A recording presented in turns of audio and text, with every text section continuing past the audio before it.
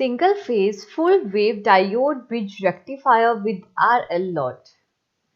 इसमें हम single phase में वर्क करेंगे जो कि फुल वेव यानी कि पॉजिटिव और नेगेटिव, एसी की पॉजिटिव और नेगेटिव जो कि हम इनपुट से सप्लाई करेंगे, दोनों वेव्स में वर्क करेगा। डायोड्स ब्रिज में लगे हुए हैं, यानी इसमें डायोड्स लगे हुए हैं ब्रिज में। रेक्टिफायर है जो कि एसी को डीसी में कन्वर्ट करेगा, और लोड के अक्रॉस रेजिस्टर और इंडक्टर RL लोड लगा हुआ है। इसमें 4 डायोड्स हैं, D1, D2, D3 and D4। ये डायोड्स कनेक्टेड हैं सोर्स के साथ। सोर्स वोल्टेज जहां से एसी प्रोवाइड की जाती है, साइनोसॉइडल वेव्स प्रोवाइड की जाती हैं, और जो कि Vm sin ओमेगा t के इक्वल है। बीच में एक ट्रांसफॉर्मर लगा हुआ है जो कि म्यूचुअली कनेक्टेड होता है एक दूसरे के साथ। ये है पॉइंट ए और ये है पॉइंट बी, जो कि वोल्टेज की पोलैरिटीज को शो करते हैं। और आउटपुट पे जो कि लोड है, उसके अक्रॉस रेजिस्टर और इंडक्टर कनेक्टेड हैं। लोड पे रेजिस्टर और इंडक्टर लगा हुआ है। हम अगर इसकी वर्किंग देखते हैं, सबसे पहले जब हम सोर्स वोल्टेज प्रोवाइड करते हैं इनपुट से, यानी कि एसी प्रोवाइड करते हैं, उस टाइम पे जो पॉइंट ए है उसकी पोलैरिटी पॉजिटिव होती है, बी की नेगेटिव होती है। इन दोनों के बीच में जो वोल्टेज होती है वो होती है VAB। जब सोर्स वोल्टेज से जब पॉजिटिव साइकिल, जिसकी वैल्यू 0 से पाई तक होती है, जब ये प्रोवाइड की जाती है, तो ये ट्रांसफॉर्मर जो हमारा लगा था, ये ट्रांसफॉर्मर की प्राइमरी वाइंडिंग है, ये सेकेंडरी वाइंडिंग है। यहाँ से करंट फ्लो होगा। यहाँ से जो करंट फ्लो होता है वो होता है सोर्स करंट।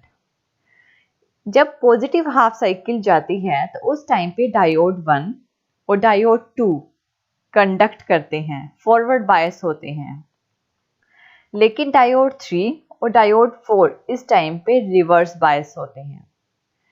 तो सोर्स करंट जो कि हमारा पॉइंट ए से फ्लो करना स्टार्ट करेगा, यहाँ से हमारा करंट फ्लो करना स्टार्ट करता है, जिसे सबसे पहले डायोड 1 कंडक्टिंग कंडीशन में आता है, और ये करंट जाता है रेजिस्टर और इंडक्टर की तरफ। यहाँ पे जो करंट फ्लो होगा वो होगा आउटपुट करंट, जिसको IO से डिनोट करते हैं। ये जाएगा रेजिस्टर और इंडक्टर की तरफ। क्योंकि इसमें इंडक्टर कनेक्टेड है, इसीलिए जो आउटपुट करंट होता है वो कांस्टेंट रहता है। ये करंट रेजिस्टर और इंडक्टर से पास होके जाएगा डायोड 2 की तरफ। अब डायोड 2 कंडक्टिंग कंडीशन में आ जाएगा, यानी डायोड 1 और डायोड 2 इस टाइम पे कंडक्टिंग कंडीशन में है, और ये करंट जाएगा पॉइंट बी से जाएगा अगेन सोर्स की तरफ, और सोर्स से जाएगा अगेन डायोड 1 की तरफ। ये पॉजिटिव हाफ साइकिल में वर्क करता है। जब डायोड 1 और डायोड 2 हमारे पॉजिटिव हाफ साइकिल में वर्क करते हैं। अगर हम दूसरी कंडीशन लेते हैं, नेगेटिव हाफ साइकिल जब जाती है, जब नेगेटिव हाफ साइकिल जाती है तो इनकी पोलैरिटीज जो होती हैं वो चेंज हो जाती हैं। जो बी पॉइंट है वो पॉजिटिव हो जाता है, और जो ए पॉइंट है वो नेगेटिव हो जाता है। जो करंट है वो पॉइंट बी से फ्लो करना स्टार्ट करता है। इस टाइम पे डायोड 3 और डायोड 4 फॉरवर्ड बायस रहते हैं, और डायोड 1 और डायोड 2 रिवर्स बायस रहते हैं। ये करंट जब सोर्स वोल्टेज नेगेटिव साइकिल जाती है तो ट्रांसफार्मर से करंट पॉइंट बी से फ्लो होना स्टार्ट होगा, यानी कि जो करंट है यहाँ से जाएगा और करंट यहाँ से फ्लो होना स्टार्ट होगा, जो कि पॉइंट बी की तरफ जाएगा। पॉइंट बी से ये करंट जाएगा डायोड 3 की तरफ। इस टाइम पे डायोड 3 कंडक्टिंग कंडीशन में होगा, और डायोड 3 से ये करंट जाएगा आउटपुट की तरफ। आउटपुट पे जो करंट होगा उसे बोलेंगे आउटपुट करंट। जो अब ये करंट जाएगा रेजिस्टर और इंडक्टर की तरफ। इंडक्टर से ये करंट पास होगा और जाएगा डायोड 4 की तरफ। डायोड 4 में से ये करंट फ्लो होगा। अब डायोड 4 फॉरवर्ड बायस हो जाएगा, और यहाँ से जब डायोड 4 फॉरवर्ड बायस होगा तो ये जाएगा पॉइंट ए की तरफ, पॉइंट ए से सोर्स की तरफ, सोर्स से अगेन बी से डायोड 3, रेजिस्टर और इंडक्टर डायोड 4। इस तरह से ये करंट फ्लो करेगा नेगेटिव हाफ साइकिल में। जब अनदर पॉजिटिव हाफ साइकिल आएगी तो अगेन डायोड 1 और 2 फॉरवर्ड बायस हो जाएंगे, डायोड 3 और 4 रिवर्स बायस हो जाएंगे। हम इसके जो थोड़े इसकी वेवफॉर्म्स देखते हैं कि इसकी वेवफॉर्म्स हमारी किस तरह से बनती हैं। इनपुट से जब कि हम एसी प्रोवाइड करते हैं, साइनसोइडल वेव प्रोवाइड करते हैं, जिसमें 0 से पाई शो करता है पॉजिटिव हाफ साइकिल, पाई से 2 पाई शो कर रहा है नेगेटिव हाफ साइकिल, 2 पाई से 3 पाई, 2 पाई से 3 पाई तक अगेन पॉजिटिव हाफ साइकिल, और 3 पाई से 4 पाई तक अगेन नेगेटिव हाफ साइकिल। ये वैल्यूज दी गई हैं 0, पाई, 2 पाई, 3 पाई, 4 पाई। ये फुल वेव है इसलिए कि मैंने इमेजिनरी लाइन लगा ली है। जब हमारी वोल्टेज VAB के बीच में होगी, यानी कि A पॉइंट पॉजिटिव होगा, B पॉइंट नेगेटिव होगा, डायोड 1 और 2 जिस टाइम पे कंडक्ट करेंगे पॉजिटिव हाफ साइकिल में, उस टाइम पे आउटपुट जो वोल्टेज होगी वो VM के इक्वल होगी। इस टाइम पे डायोड 1 और 2 0 से पाई तक डायोड 1 और 2 कंडक्टिंग कंडीशन में रहेंगे, और जो आउटपुट वोल्टेज होगी वो सोर्स वोल्टेज के इक्वल होगी, और जो आउटपुट करंट होगा वो कांस्टेंट होगा। ऐसा इसलिए क्योंकि आउटपुट पे इंडक्टर लगा हुआ है, इंडक्टर की वजह से आउटपुट पे जो करंट होगा वो होगा कांस्टेंट।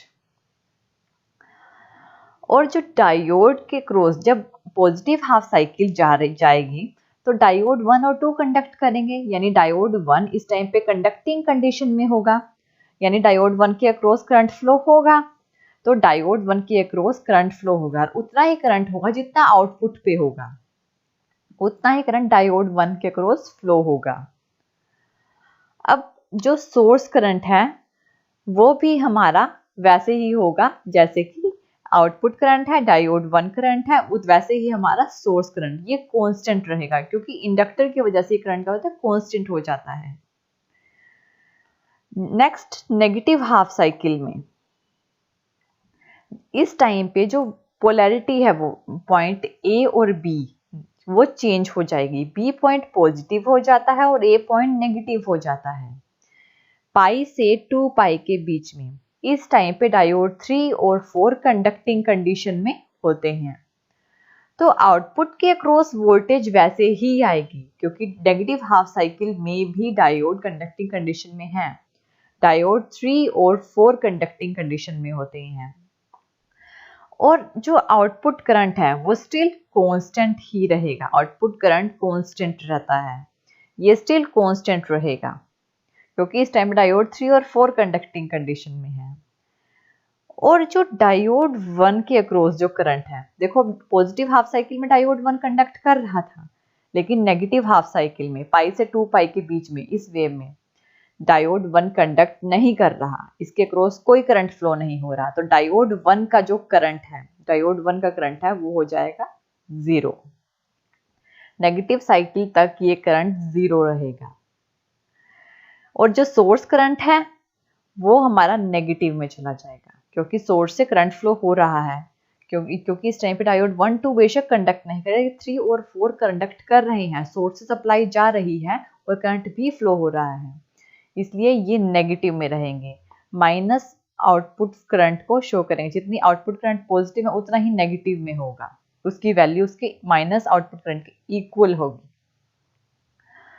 अब जब अगेन पॉजिटिव साइकिल आएगी तो फिर से यही प्रोसेस होगा। जब पॉजिटिव साइकिल आएगी डायोड 1 और 2 कंडक्टिंग कंडीशन में रहेंगे, वोल्टेज A पॉइंट पॉजिटिव हो जाएगा, B पॉइंट नेगेटिव हो जाएगा, और आउटपुट के अक्रॉस वैसे ही वोल्टेज आएगी।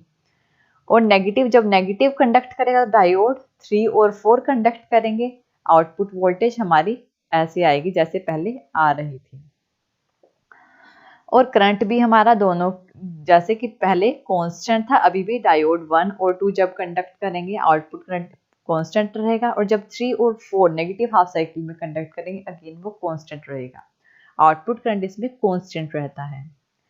जब 2 पाई से 3 पाई के बीच में जब पॉजिटिव हाफ साइकिल आई तो डायोड 1 कंडक्टिंग कंडीशन में था, तो मतलब इस 2 पाई से 3 पाई के बीच में इस पोजीशन में डायोड 1 के क्रॉस करंट फ्लो होगा जैसे पहले फ्लो हो रहा था। यहाँ पे डायोड के वन के अक्रॉस करंट फ्लो होगा। और सोर्स करंट क्या होगा, हो जाएगा इस टाइम पे पॉजिटिव में।